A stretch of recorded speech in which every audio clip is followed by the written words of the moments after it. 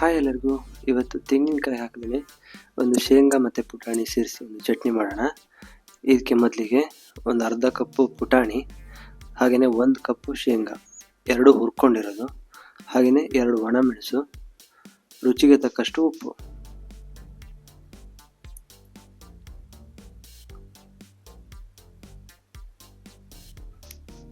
ಇದನ್ನು ಹಾಕಿ ಒಂದ್ಸರಿ ರುಬ್ಕೊಳ್ಳೋಣ.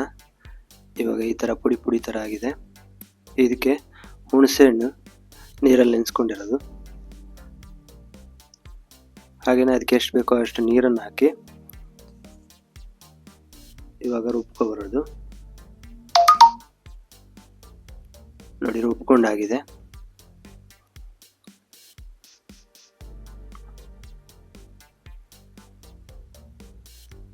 ಇದಕ್ಕೆ ಎಷ್ಟು ಬೇಕೋ ಅಷ್ಟು ನೀರನ್ನ ಮಿಕ್ಸ್ ಮಾಡಿಕೊಂಡು ಈ ಥರ ರೆಡಿ ಮಾಡ್ಕೋಬೇಕು. ಇದಕ್ಕೆ ಒಗ್ಗರಣೆಗೆ 1 ಚಮಚ ಎಣ್ಣೆ, ಹಾಗೆಯೇ ಒಂದು ಅರ್ಧ ಸ್ಪೂನು ಸಾಸಿವೆ, ಹಾಗೆಯೇ ಒಂದು ಸ್ವಲ್ಪ ಇಂಗು, ಕರಿಬೇವು ಒಂದು 4-5, ಹಾಗೆಯೇ 1 ಒಣಮೆಣಸು ಚೆನ್ನಾಗಿ ಹುರಿದು ಚಟ್ನಿ ಹಾಕ್ಕೊಂಡ್ರೆ